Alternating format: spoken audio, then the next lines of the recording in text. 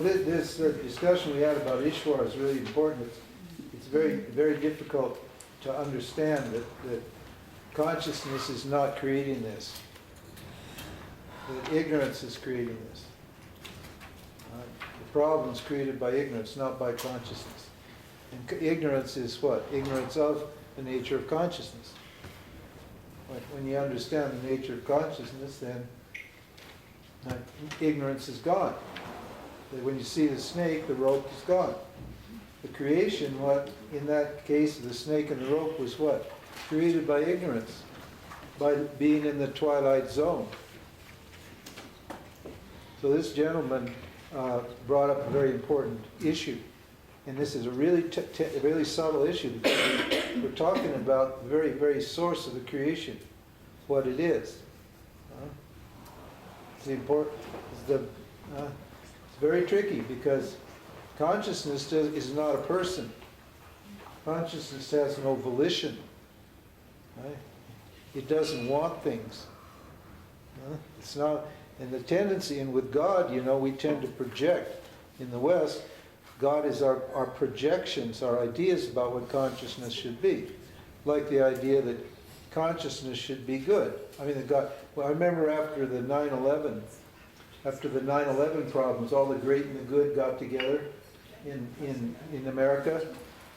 We have a big, huge cathedral in New York City, and that's where all the top people, the movers and the shakers, get together whenever there's a national event or a crisis or something. And after 9/11, they all assembled, and the top spiritual guy was a Christian named Billy Graham, and he was meant to give reassure the nation, give them some spiritual input at this time of great crisis.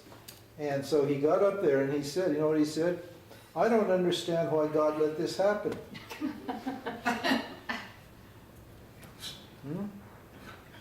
Yeah. Well, God didn't let it happen. Because he didn't understand, because his idea is God is good. The God is free of evil, and that's, all the evil belongs to this other guy called Satan, and then God's got all the good. Well, right? Well, that's why we don't call this God. This is goodness itself. The word Shiva, which is a word for consciousness, for yourself, Shiva, that word means what's always auspicious. What under every time, place, and circumstance is always good. In fact, the word God comes from the word good. That's what it is. It's a shortened form of the word good. What is it that's always good? Well, it's yourself, isn't it? Because it's for the sake of yourself that you do everything, isn't it? That shows that the self is always, that's what's most good, most important, what's always good for you is what? Yourself. So the self is always good. Now, what's always good, what's pure goodness, right? Obviously doesn't apply to this, does it?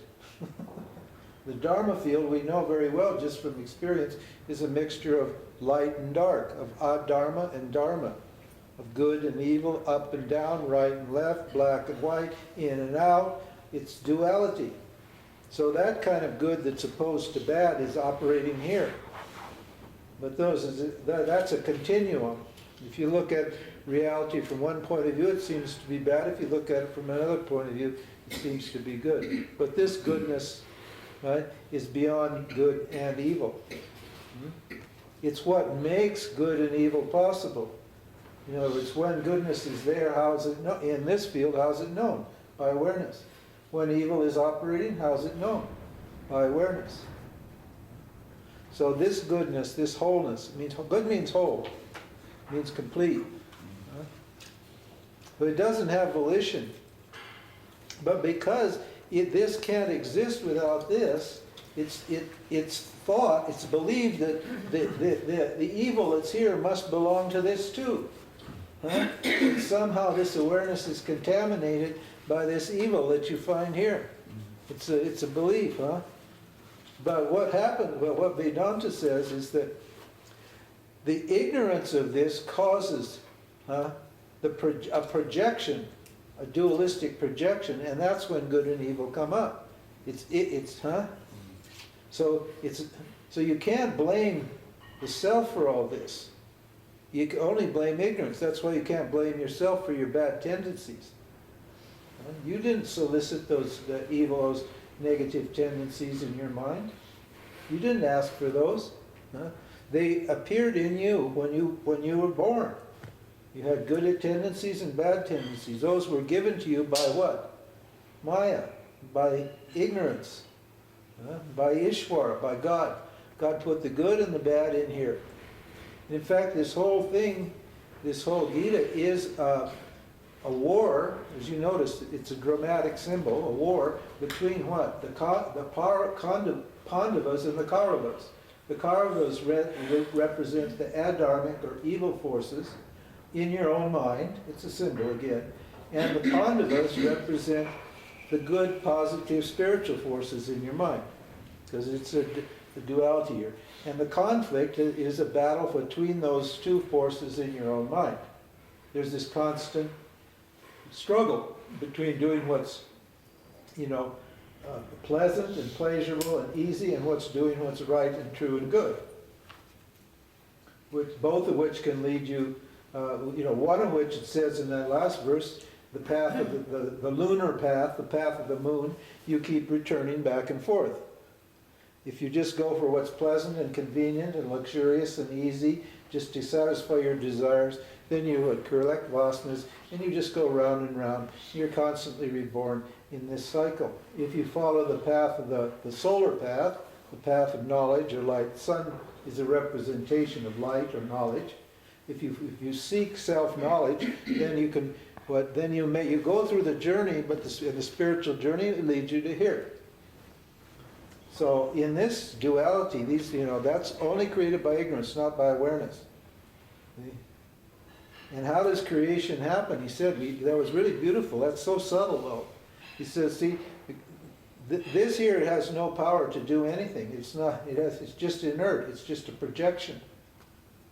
And this isn't doing anything or creating anything, and there's nothing other than it.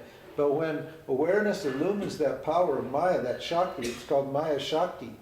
There's a power in awareness, a potentiality. When it illumines that power, then it projects this whole duality. So neither one is responsible. The evil doesn't reside here, the evil doesn't reside here, the good doesn't reside here. Right? It's when Maya operates then that this projection occurs. And self-inquiry is a way that you remove the projection. That self-inquiry is symbolized in that snake and the rope story by the old man who actually has a look. This man doesn't really look because he's in twilight zone. His light, his knowledge is not complete. The old man just knows. He knows, he looks, he investigates, and he sees it's a rope, not a snake.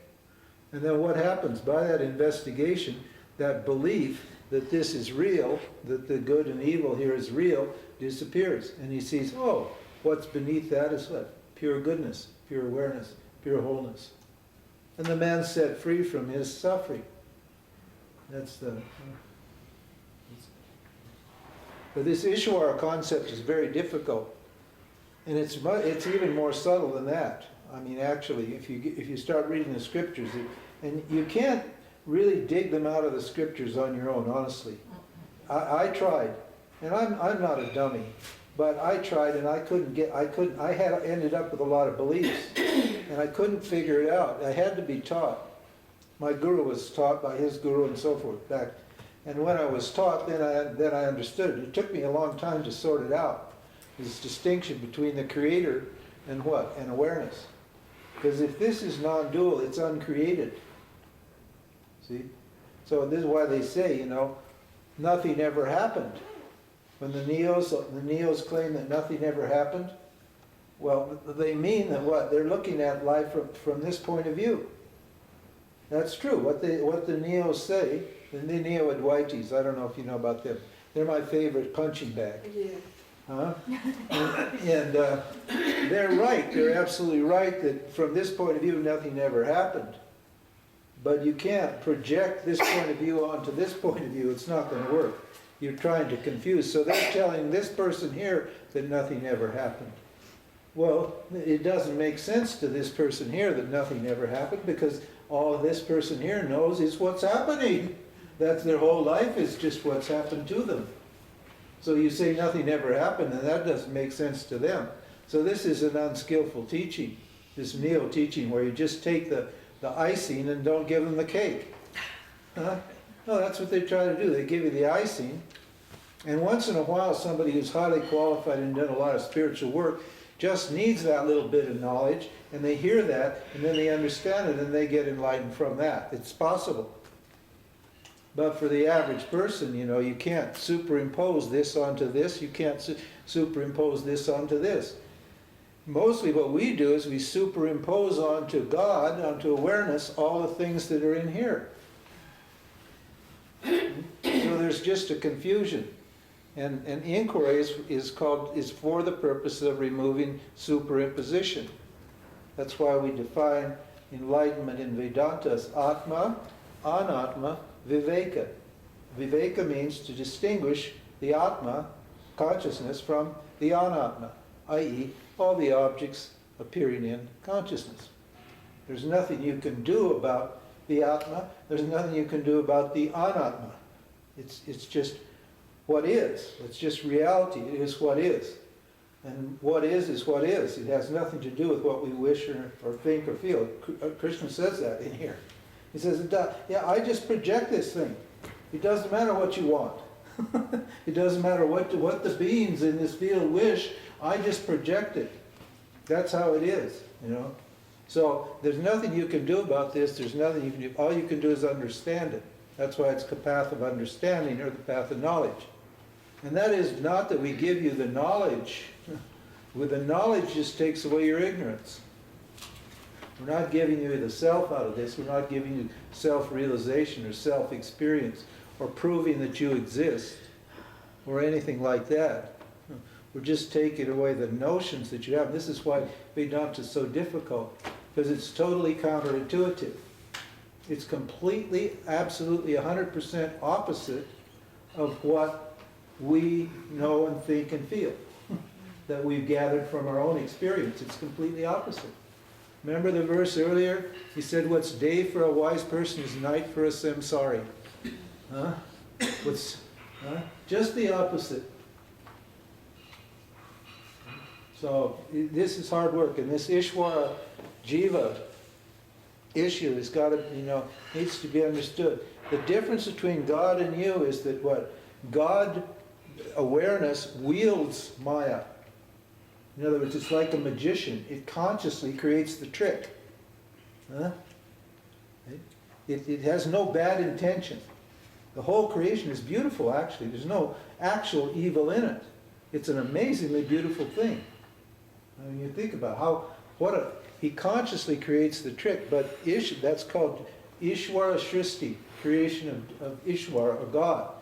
That's a conscious creation, and because Ishvara is not contaminated by Rajas and Tamas. Ishvara is pure sattva, so it's pure intelligence or pure knowledge, and he's not contaminated by Rajas and Tamas. But Jiva is contaminated by Rajas and Tamas. The upadhi of an individual is contaminated by these two gunas. And Rajas, Tamas conceals the reality from the Jiva, and what? Rajas projects the unreality. But Rajas and Tamas don't operate on Ishvara. They only operate on Jiva, on the individual. So you're saying Rajas and Tamas don't operate in the cosmos, in the... No, the one who wields Maya, they don't operate on him. That's why the creation is perfect. But if Ishvara is everything that's in the creation... Ishvara is the one who wields Maya. That is, it's the self wielding Maya. So that the self it's free of what? all it needs is pure sattva, which in other words, it knows itself when it's doing this. That's why jiva is asked to cultivate sattva. Because then it can know itself. Then pure knowledge of the self can come when your mind is purely sattvic. So Ishvara is not contaminated by Maya. Only jiva is contaminated by Maya because these gunas of Rajas and Tamas, projection and concealment, those are the problems. It's called Avarana Shakti, means to conceal, and Vikshepa Shakti means to project. See? So that the twilight concealed the reality of the snake from the traveler. And because it was concealed and he was thirsty and he was partly in the dark, Rajas projected, caused the fear of the imagined snake. So jiva it has a different upadi, a different conditioning from Ishvara. Ishvara is only conditioned by pure sattva, apparently conditioned by pure sattva. And what? Jiva is conditioned by sattva, rajas, and tamas. So to get back up to Ishvara's position, jiva's got to get rid of the rajas and tamas. But that doesn't give jiva, when he's pure sattva, all the powers of Ishvara. In other words, the power to create the universe. Jiva's srishti, jiva's creation, your creation is what? Just all the things you add according to your knowledge and ignorance to what happens to you. What things are happening to you all the 24, from the day you're born to the day you die, things are happening. They don't have any meaning at all. Ishvara has just projected all that stuff. It's not good, it's not bad. It's just reality. But owing to my ignorance, right, I project on what's happening, right, my own take. I put my own take on it. That's my creation. It's just, I'm just adding something to what's actually happening. That addition, or whatever it is. If I just see angels, I'm a sattvic person and I'm projecting my goodness onto everything that happens. If I just see devils, then what? I'm projecting my tamas or my darkness onto what happens. Nothing that here is actually, it's all value neutral, because it's just what? Inert. So if I think it's good or bad, it's my ignorance or my knowledge that's projecting onto that. That's called jiva's srishti. And we want to remove, what the Vedanta does is remove those projections. And the problem with it is that you actually think your projections are real. You actually think that what you believe and feel and the knowledge that you gather is real. This is why it's such a struggle. That's why it's so difficult. Because you take what, your projections to be real. You think that what you think is the truth. Why this is so radical, and only a few people are qualified for Vedanta. You remember we listed the qualifications. We didn't go into detail, but there were about 10 qualifications: Viveka, Vairagya, Shamadha, and so forth. A whole list of them. I didn't get it. Usually I take an hour on just an hour and a half on qualifications. Sue's right. This is really kind of difficult without those introductory self-inquiry lectures. Some of the old people were bugging me. Oh yeah, well we're tired of hearing the introductory stuff. Let's have the Gita. And I sort of got seduced by them. People like Pam, who always want something different and new and better and more. So I said, okay, let's try it. And that's part of the reason that there's some confusion here. Because really, we should start right from the very beginning, which, is the 4 Purusharthas, your motivations, then move to knowledge and experience, then to the means of knowledge, then to the self, then to obstructions, then to karma yoga, so forth. It's a very logical, laid out thing. And if you sign on to the logic right as it goes, then these higher teachings are going to make sense to you. But without understanding all the preceding steps clearly and having signed on to the teaching at each stage, then it becomes more difficult to. Pam told me this was going to be the basics. Pam's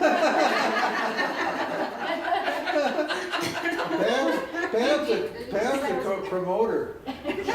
So I need to ask a question. Yeah, sure. Because it came up in the afternoon. because I was taking, awareness and God as the same thing. Yeah, And you said something this afternoon that made me think God fits somewhere else in there. that's it. And that really is now really confusing me, because I always thought God was the Yeah, but, top of the rung, you know? well, no, God's the top dog. If you want to be a dog. Dog is God spelled backwards. Yeah, I know. So God's the top dog, that's right, but how does God, see, see, this whole thing goes back to the non-dual nature of reality. If reality is non-dual, then there can't be a top, then there's no creation here, is there? Huh? If there's only one principle, there's only one substance here, and this is consciousness, which is what the scripture says. If there's only one thing here called consciousness, then where's the creation? Where, The only way you can explain the creation is if they're apparent, isn't it? That they're just like a mirage. The creation is just like a mirage.